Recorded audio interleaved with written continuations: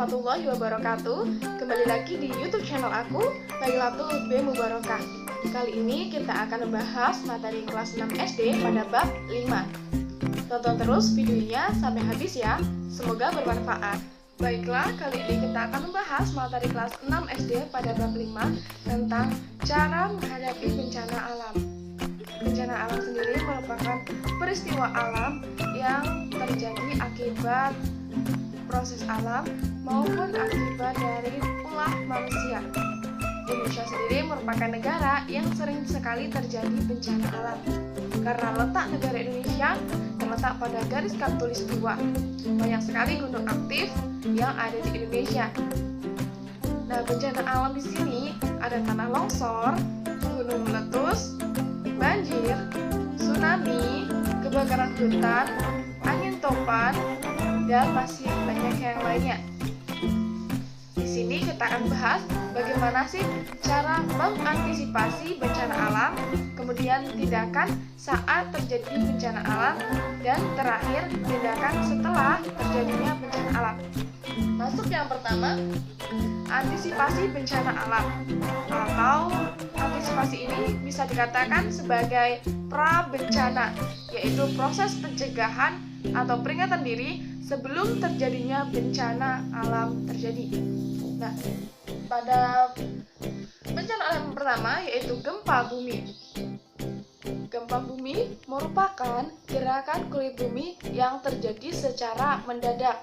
Nah, gerakan tersebut dapat menghancurkan atau memporak-porandakan bangunan yang ada di atasnya.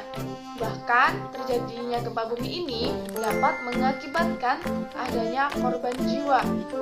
Contohnya saja, gempa bumi yang terjadi di Klaten pada tahun 2006. Nah, di sini kita akan sadar bahwasanya bumi yang kita tempati ini akan bergerak dan menimbulkan kerusakan. Nah, apa sih yang harus kita lakukan dalam menghadapi bencana alam gempa bumi ini? Di sini ada beberapa langkah yang harus diambil oleh pemerintah maupun masyarakat. Yang pertama, pemerintah. Nah, di sini pemerintah telah membuat peta rawan bencana gempa bumi. Apabila kamu berada di daerah yang rawan gempa bumi, maka kamu harus mempelajarinya. Kemudian yang kedua, pemerintah mengadakan pendidikan, penyuluhan, dan pelatihan tentang bencana alam. Hal ini penting untuk menyiapkan kewaspadaan masyarakat di daerah rawan bencana. Nah, pemerintah di sini juga telah membuat lembaga yang khusus menangani bencana. Nah, lembaga tersebut adalah Badan Koordinasi Penanggulangan Bencana. Nah, informasi dari tentang bencana bisa kita dapatkan dari lembaga ini. Nah, pemerintah juga telah membuatkan posko untuk menyiapkan sukarelawan. Masyarakat harus mengetahuinya secara pasti letak dan fungsinya. Untuk mengantisipasi bencana alam yang terjadi, ada langkah yang harus juga diperhatikan oleh masyarakat. Yang pertama, membuat rumah atau bangunan yang sesuai dengan standar. Maksudnya yaitu bangunan yang dibangun harus dibuat tahan terhadap getaran atau tahan gempa. Kemudian yang kedua, mengikuti penyuluhan yang diadakan oleh pemerintah atau lembaga terkait. Hal ini untuk meningkatkan pengetahuan dan kesadaran kita. Yang ketiga, mempersiapkan anggota keluarga untuk menghadapi keadaan darurat. Nah, caranya dengan mencoba beberapa cara penyelamatan, siapkan pembekalan pengungsian, kemudian kenali tanda-tanda peristiwa, patuhi setiap ketentuan saat terjadi gempa, dan pastikan keberadaan anggota keluarga. Dan yang terakhir, membentuk kelompok-kelompok siaga di masyarakat. Nah, di sini dimaksudkan agar antar masyarakat ini selalu terjalin komunikasi. Yang kedua, ada tsunami. Tsunami merupakan gelombang pasang air laut yang disebabkan adanya gempa di dasar lautan. Nah, tinggi gelombang ini dapat mencapai 10 meter. Dan dampak yang ditimbulkan ini sangat dahsyat sekali, di mana apapun yang terlewati oleh gelombang pasang tersebut dapat rata dengan tanah ataupun hancur, dan juga dapat mengakibatkan terjadi adanya korban jiwa. Contohnya saja, gempa bumi yang terjadi di Aceh pada tahun 2004 silam. Nah, peristiwa tsunami di Aceh tersebut menggugah kesadaran kita bahwa untuk laut yang kelihatannya tenang dan aman untuk wisata ternyata menyimpan banyak sekali bencana alam. Untuk itu, kita harus mengetahui tanda-tanda dari tsunami, yaitu saat terjadi gempa di dasar samudra atau laut, tiba-tiba air laut atau pantai mengalami surut yang sangat drastis hingga permukaan laut ini nampak. Nah, apabila kamu melihat hal tersebut, segeralah mencari tempat yang lebih tinggi. Bisa jadi itu awal mula datangnya gelombang tsunami. Adapun langkah-langkah yang ditempuh pemerintah untuk menghadapi tsunami. Yang pertama, pemerintah melakukan penyuluhan terhadap masyarakat di pesisir pantai. Hal ini penting untuk meningkatkan pengetahuan masyarakat tentang bahaya tsunami. Yang kedua, pemerintah membangun tembok penahan gelombang tsunami. Nah, pemerintah juga menggalakkan penanaman mangrove untuk menjaga air pasang.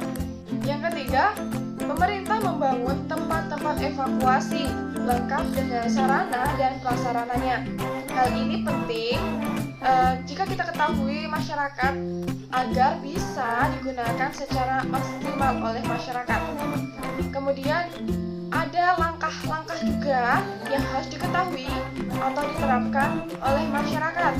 Yang pertama, masyarakat harus menghafalkan karakteristik gempa yang berpotensi menyebabkan tsunami.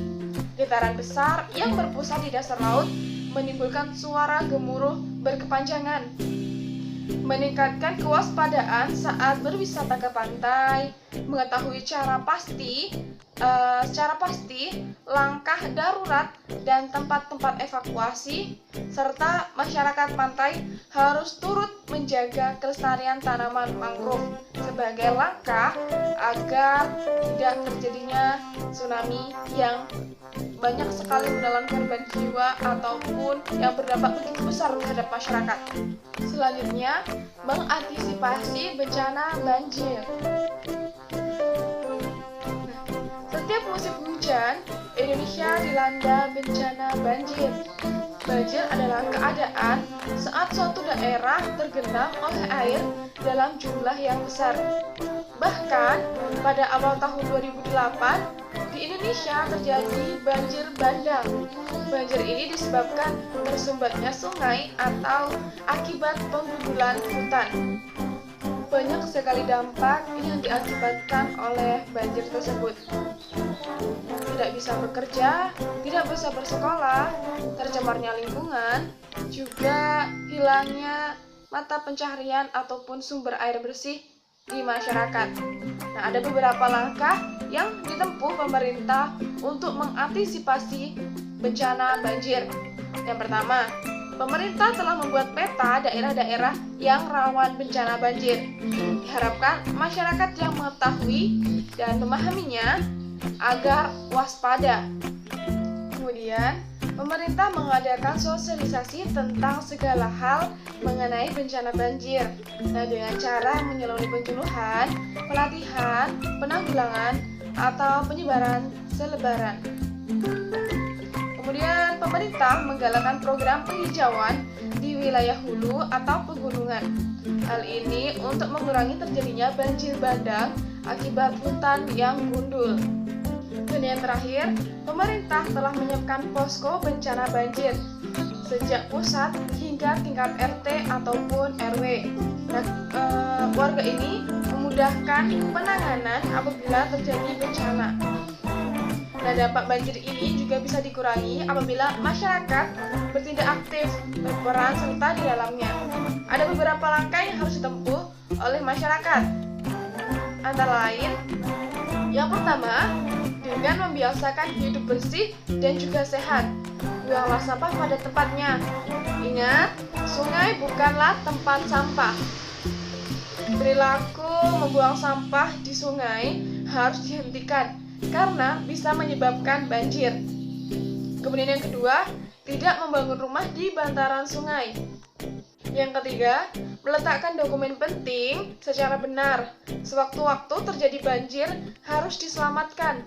Selain itu, kenali tanda-tanda terjadinya bencana banjir.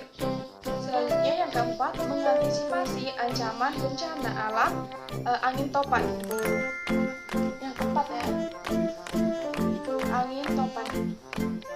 Angin topan atau yang lebih kita kenal dengan angin puting beliung. Ciri khas dari angin ini yaitu terjadinya pusaran angin secara mendadak dengan kecepatan 120 meter per jam atau lebih. Angin ini disebabkan adanya perbedaan tekanan cuaca. Bentuk angin ini seperti cerobong raksasa dengan daya hancur yang sangat luar biasa. Dampak angin puting beliung sendiri bisa menghancurkan apapun yang dilaluinya. Untuk itu, cara mengantisipasi bencana angin puting beliung ini, pemerintah melakukan hal-hal sebagai berikut. Yang pertama, pemerintah secara berkala telah membuat perkiraan cuaca. Di dalamnya diberitahukan kemungkinan datangnya badai ataupun angin topan. Ini penting untuk diketahui dan disadari oleh masyarakat. Yang kedua, pemerintah menggunakan satelit atau radar untuk memantau arah angin. Hal ini selalu dilakukan untuk menjaga keselamatan penerbangan. Yang ketiga, pemerintah mengadakan penyuluhan dan pelatihan untuk mengurangi dampak bencana angin topan atau angin puting beliung. Bencana angin topan atau angin puting beliung ini memang sangat mendadak, namun masyarakat bisa mengantisipasinya, bisa diperkecil. Adapun langkah-langkah yang harus dilakukan masyarakat, yang pertama, membuat bangunan yang kuat dari sisi rancangan, bangunan dan tahan lama terhadap tiupan atau pusaran angin. Hal ini penting untuk diketahui penduduk yang tinggal di jalur tertiupnya angin. Yang kedua, mengurangi penggunaan bahan-bahan yang mudah terbang dalam pembuatan rumah ataupun bangunan. Dan yang terakhir, menggalakkan penghijauan untuk mengurangi dan meredam daya angin. Yang kelima, mengantisipasi bencana alam gunung berapi. Gunung berapi sendiri sering sekali terjadi di negara kita, di Indonesia. Gunung api meletus merupakan hal yang sangat biasa, namun tetap saja berbahaya bagi masyarakat di sekitar gunung berapi. Adapun ancaman dari gunung berapi sendiri, ada awan panas, merupakan campuran dari material bebatuan panas dan juga gas, ada lava, kemudian lampu pijar yang sangat panas yang dapat membakar apapun yang dilewatinya, kemudian ada abu vulkanik yang terjadi ketika gunung api meletus yang dapat membahayakan mata, kemudian pernafasan, dan masih banyak lagi yang lainnya. Nah, dalam menghadapi bencana gunung api meletus ini, pemerintah melakukan beberapa tindakan. Yang pertama, pemerintah selalu memantau aktivitas gunung berapi. Seperti di setiap gunung berapi ini terdapat stasiun pengamatan atau gardu padang. Fungsinya untuk gardu padang, fungsinya untuk mengantisipasi bahaya yang akan muncul. Kemudian yang kedua, pemerintah memetakan kawasan bahaya gunung berapi. Pemetasan ini dilakukan terhadap jalur-jalur awan panas dan pemukiman penduduk. Dengan begitu akan mempermudah evakuasi saat terjadi gunung api meletus. Lalu, pemerintah melakukan sosialisasi dalam bentuk pameran atau penyuluhan. Nah, lembaga terkait juga berkoordinasi dengan pemerintah daerah yang terkait untuk menyiapkan antisipasi. Nah, penyuluhan ini juga dilakukan terhadap penduduk di sekitar gunung berapi. Dan yang terakhir, pemerintah membangun posko atau sabo barak pengungsian, jalur evakuasi, dan pemberdayaan penduduk sekitar. Nah, selain pemerintah di sini, masyarakat juga harus mengetahui dan melaksanakan beberapa langkah. Yang pertama, masyarakat di sekitar gunung berapi harus mengetahui secara pasti tempat dan jalur evakuasi. Nah, tempat penampungan atau barak beserta jalur evakuasi harus dirawat dan dalam kondisi siap pakai. Hal ini penting agar saat gunung meletus tidak terjadi kepanikan. Di sini masyarakat juga harus mengenali tanda-tanda akan terjadinya gunung api meletus, seperti turunnya binatang dari puncak atau menyengatnya bau belerang. Dan yang terakhir, masyarakat harus mematuhi pengumuman dari instansi berwenang, misalnya dalam penetapan status gunung berapi. Tahap-tahap status gunung akan meletus lalu diumumkan pemerintah. Harapannya masyarakat sadar dan menyiapkan langkah-langkah pengamanan. Selanjutnya, antisipasi bencana alam tanah longsor. Nah, tanah longsor sendiri merupakan tanah ataupun bebatuan pada lereng sebuah gunung yang turun ke dasar. Nah, dampaknya sungguh luar biasa.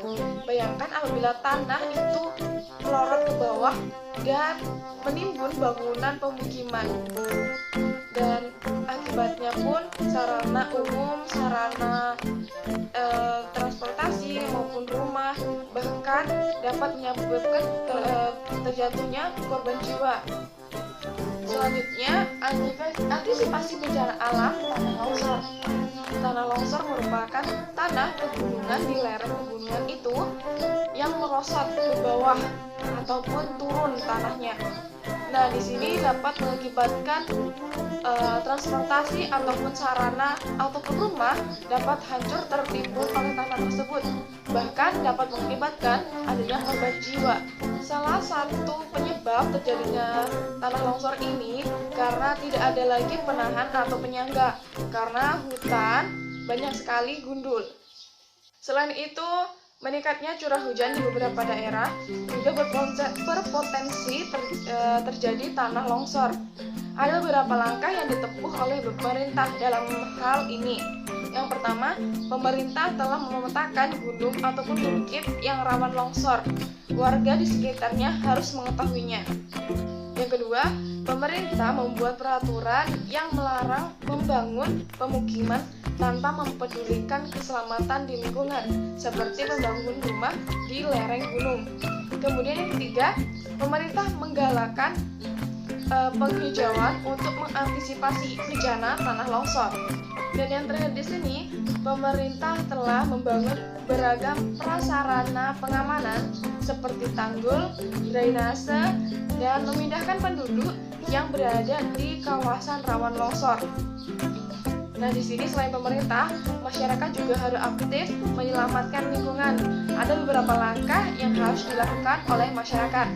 Yang pertama, menjaga kelestarian lingkungan pegunungan, misalnya membuat terasering dan menghijaukan pegunungan dan tidak memotong pohon ataupun tidak menggunduli hutan. Selanjutnya, masyarakat di sini juga harus sadar bahwasannya membangun rumah secara sembarangan di perbukitan itu sangat membahayakan. Pembangunan rumah akan menyebabkan bukit kelebihan beban. Kemudian yang terakhir, masyarakat harus menghentikan penambangan liar di kaki bukit. Penambangan akan berakibat fatal bagi masyarakat umum. Yang terakhir, antisipasi bencana alam, kebakaran hutan.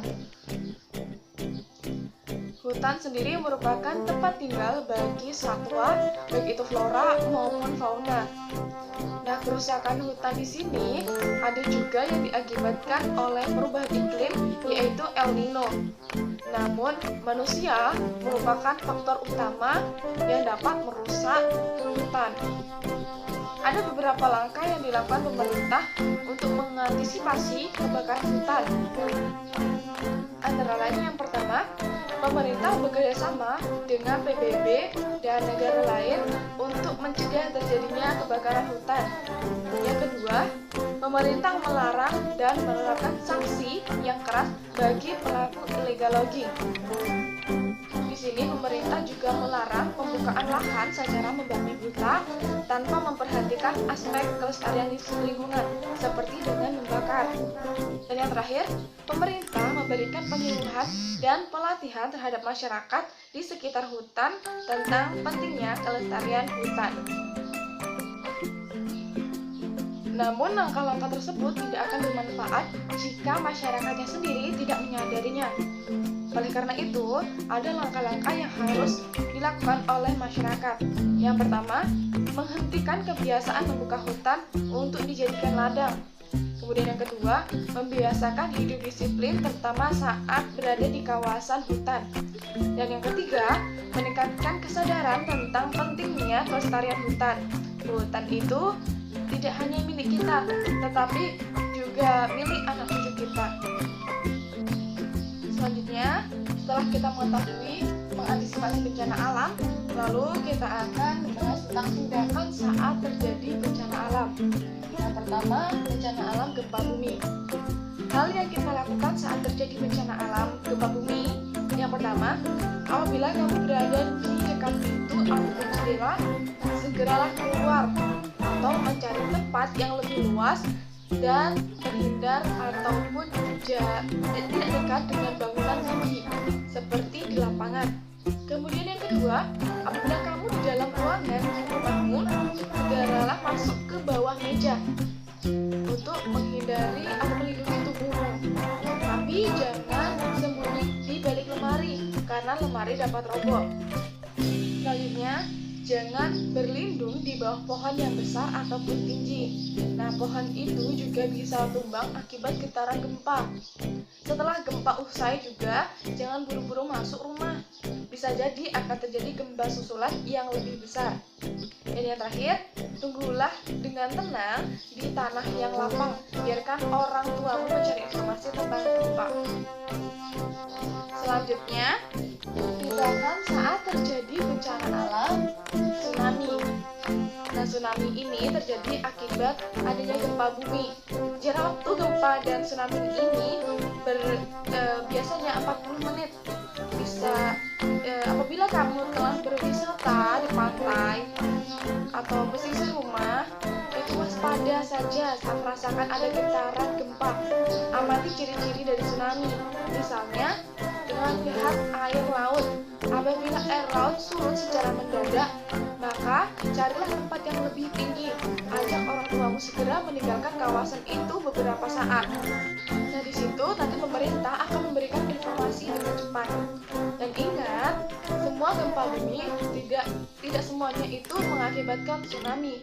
Oleh karena itu, jangan takut untuk berlibur ke pantai ya. Nah, gempa ini bisa menyebabkan tsunami apabila getarannya sangat kuat hingga di atas 6 skala Richter. Gempa ini akan mengakibatkan kerusakan yang sangat hebat. Tsunami biasanya diawali oleh air laut surut secara mendadak hingga dasar laut menjadi kelihatan. Selanjutnya terdengar suara gerumu dari arah laut. Ingat, bukan suara ombak laut. Kemudian, tindakan saat terjadi bencana alam yang ketiga yaitu banjir. Banjir sendiri merupakan akibat dari adanya hujan yang sangat lebat, tapi juga berpengaruh atau terpengaruh akibat ulah manusianya sendiri yang tidak memperhatikan lingkungan, seperti membuang sampah sembarangan sehingga aliran sungai atau aliran air itu dapat tersumbat. Nah, apabila banjir itu sedang terjadi, maka hal-hal yang kamu harus lakukan. Yang pertama, bawalah dokumen ataupun surat-surat berharga dan perlengkapan pengungsian yang penting. Matikan listrik dan juga kompor, dan pastikan rumah dalam kondisi terkunci. Kemudian yang kedua, segera mengungsi ke tempat yang lebih tinggi. Hati-hatilah saat melewati kabel-kabel ataupun benda-benda yang mengandung listrik. Dan yang terakhir, untuk sementara waktu mungkin akan kesulitan untuk mencari air bersih. Namun jangan mencoba untuk meminum ataupun mandi dengan air banjir. Kamu bisa sakit, gatal, dan juga dapat terkena radang. Selanjutnya, tindakan saat terjadi bencana alam angin topan. Nah, angin topan sendiri merupakan tiupan angin atau angin puting beliung, bisa terjadi dimanapun dan kapanpun. Tanda-tanda akan datangnya angin topan ini adalah adanya gumpalan awan yang gelap, besar, dan juga tinggi. Petir dan burung terdengar menggelegar.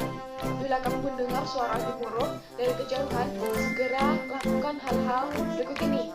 Yang pertama, segera masukkan benda-benda yang terdapat di luar rumah untuk dimasukkan ke dalam rumah agar tidak terbawa oleh angin. Kemudian tutup pintu dan jendela rapat-rapat. Pusaran angin bisa masuk melalui lubang-lubang tersebut. Akibatnya bisa fatal. Seluruh rumah bisa porak-poranda terbawa oleh angin. Yang kedua, apabila angin semakin kencang, segera matikan listrik dan juga kompor. Dan juga diingat, selama angin itu kencang terjadi, jangan menyalakan TV, radio, atau benda-benda yang mengandung unsur listrik. Dan yang terakhir, tenanglah beberapa saat dalam rumah. Jangan mencoba melihat ke luar rumah. Biarkan orang tuamu mencari berita secara pasti tentang bencana tersebut. Yang kelima, tindakan saat terjadi bencana alam gunung meletus. Tanda atau gejala gunung berapi akan meletus ini akan selalu diberitakan oleh pemerintah. Nah, Badan Vulkanologi ini akan senantiasa memantau aktivitas gunung berapi. Badan tersebut akan menentukan status gunung berapi yang meletus. Apakah dengan kondisi aktivitas gunung berapi, misalnya ada waspada, siap, dan juga awas. Penentuan status gunung berapi ini juga harus diikuti dan dipatuhi oleh masyarakat. Hal ini penting untuk mengurangi jumlah korban jiwa atau kerusakan. Adapun jika gunung api ini benar-benar meletus, ada beberapa langkah yang harus kamu lakukan. Yang pertama, ajaklah orang tuamu untuk menghindari daerah berbahaya. Daerah berbahaya ini sendiri yaitu adalah lereng gunung, lembah, dan kawasan yang pemukiman yang dialiri oleh lahar. Yang kedua, pemerintah akan menyediakan angkutan untuk pengungsian. Masyarakat harus mengungsi ke barak pengungsian yang lebih aman. Yang ketiga, lindungi diri dari abu atau letusan awan panas. Nah, kamu bisa mengenakan masker, topi, celana panjang, dan juga baju panjang. Yang keempat, abu letusan itu sangat berbahaya jika mengenai tubuh. Usahakan jangan menghirup secara langsung udara yang terkena abu vulkanik atau abu letusan gunung berapi. Dan yang terakhir, patuhilah pedoman dan pemerintah dari instansi berwenang tentang upaya penanggulangan bencana. Yang keenam, tanah longsor, yaitu tindakan saat terjadi tanah longsor ini, yaitu tanah longsor bisa terjadi di lereng gunung atau bukit. Namun sebenarnya pemerintah sendiri telah memetakan daerah-daerah yang rawan longsor. Nah, di sini apabila masyarakatnya mengetahui informasi dan mematuhinya, maka dapat mengurangi jatuhnya korban. Apabila kamu telah mendengar informasi mengenai gejala dari akan terjadinya tanah longsor, lakukan hal-hal sebagai berikut. Yang pertama, waspadai turunnya hujan yang sangat deras secara terus-menerus. Nah, apalagi di kawasan bukit ataupun pegunungan yang rawan sekali dengan bencana tanah longsor. Kemudian yang kedua, ajaklah orang tuamu untuk mengungsi ke tempat saudaramu yang jauh dari lokasi tersebut. Yang ketiga, rawat dan simpanlah dokumen-dokumen penting milikmu itu dan keluargamu. Pastikan dokumen itu mudah untuk dibawa pergi ketika kita harus mengungsi. Dan yang terakhir, tetap tenang di tempat pengungsian sambil pantau berita yang pasti dari pemerintah setempat. Hal ini penting untuk menghindari kesimpang siuran mengenai bencana tersebut. Dan yang terakhir, tindakan saat terjadi bencana alam, kebakaran hutan. Nah, walaupun wilayahmu jauh sekali dari hutan, bukan berarti kita tidak peduli dengan musibah tersebut. Ada beberapa langkah yang harus kamu biasakan. Yang pertama, apabila kamu berkemah, berhati-hatilah dalam menggunakan api. tegur orang yang membuang puntung rokok secara sembarangan. Kemudian yang kedua, apabila kamu melihat api di hutan, usahakan kamu untuk memadamkannya. Apabila api itu sangat besar, maka beritahu petugas terdekat agar dipadamkan. Dan yang terakhir, gunakan masker apabila kamu melewati hutan yang terbakar atau kawasan yang terkena kabut asap. Jangan panik dan patuhi petunjuk pimpinan rombonganmu. Itulah beberapa langkah yang harus kamu ambil saat terjadinya bencana. Kita harus tenang saat menghadapi bencana. Ketenangan kita akan membantu kita untuk menyelamatkan diri. Nah, bencana alam sendiri merupakan peristiwa yang mengakibatkan kerusakan baik itu fasilitas umum, lingkungan, bahkan menyebabkan korban jiwa dan berakibat pada psikologis dari masyarakat itu sendiri. Adapun tindakan setelah terjadi bencana alam ini dilakukan karena bencana alam itu kan dapat menyebabkan kesedihan dan penderitaan bagi masyarakatnya. Nah, tapi masyarakat di sini tidak boleh berlarut dalam kesedihan. Mereka harus bangkit dari kesedihan tersebut. Nah, di sini ada beberapa langkah yang harus dilakukan oleh pemerintah. Ada peran pemerintah dalam tanggap darurat bencana dilakukan setelah terjadinya bencana tersebut. Tahap darurat bencana sendiri adalah serangkaian kegiatan yang dilakukan dengan segera setelah terjadinya bencana. Tujuannya untuk menangani dampak buruk yang ditimbulkan oleh bencana tersebut. Pemerintah akan segera meneliti, menetapkan status bencana dan melakukan evaluasi terhadap lokasi dan korban bencana. Setelah itu, pemerintah juga segera memenuhi kebutuhan dasar dan memperbaiki sarana vital. Untuk daerah bencana, biasanya segera dikirimkan tenda dan beragam bentuk bantuan, pangan, serta pakaian. Selain itu, fasilitas air bersih dan juga air minum juga diadakan oleh pemerintah. Hal ini untuk menghilangkan keresahan bagi masyarakat. Setelah terjadinya bencana sendiri, juga pemerintah segera melakukan rekonstruksi fisik dan juga mental korban. Perbaikan dilakukan menyangkut prasarana umum. Aktivitas pemerintah dan pendidikan di daerah bencana juga segera diaktifkan kembali. Sementara itu, masyarakat juga diberikan kemudahan pelayanan dalam segi kesehatan. Pemerintah juga memberikan dana bantuan untuk rekonstruksi perumahan penduduk. Dana diambil dari anggaran penanggulangan bencana yang dimiliki pemerintah pusat dan juga daerah. Bantuan kepada masyarakat dikelompokkan berdasarkan tingkat kerusakan yang dialami oleh warganya. Selanjutnya, peran masyarakat dalam tanggap darurat bencana. Beberapa saat setelah terjadinya bencana, biasanya ada anggota masyarakat yang menjadi relawan. Relawan ini biasanya menyumbangkan dana, tenaga, dan juga menyediakan fasilitas umum. Tak dapat disuruh ataupun dibayar, para relawan dengan sukarela, dengan sekuat tenaga membantu korban bencana. Nah, di sini para korban juga dengan sendirinya membuat posko-posko sendiri, dan juga para ibu-ibunya ini tanpa ada komando atau disuruh, mereka membuat gotong royong ataupun memasak secara bersama. Nah, salah satu dampak bencana sendiri adalah munculnya ikatan solidaritas masyarakat. Masyarakat di kota maupun di desa saling membantu untuk meringankan beban penderitaan. Semua merasakan susah dan juga menderita.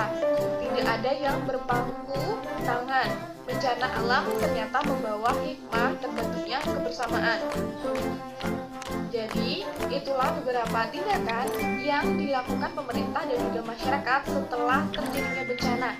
Dengan tanggap darurat, maka penderitaan masyarakat bisa mulai dikurangi. Kehidupan pun bisa beranjak normal kembali. Tujuan pembelajaran kita kali ini tentang cara menghadapi bencana alam, yaitu agar kita dapat mengetahui bencana alam apa saja yang akan terjadi ataupun yang sering terjadi. Kemudian kita juga dapat mengetahui bagaimana cara mengantisipasi dari bencana tersebut dan tindakan saat terjadi bencana tersebut dan juga tindakan setelah terjadi bencana tersebut. Hal itu dilakukan sebagai bentuk antisipasi dari datangnya bencana, kemudian menyiapkan langkah-langkah penyelamatan dan juga dapat menekan jatuhnya korban jiwa. Nah, bagaimana? Sudah paham kan dengan materi yang saya jelaskan? Lebih dan kurangnya saya mohon maaf. Jangan lupa tonton video ini dan jangan lupa juga like, komen, dan juga subscribe ya. Terima kasih. Wassalamualaikum warahmatullahi wabarakatuh.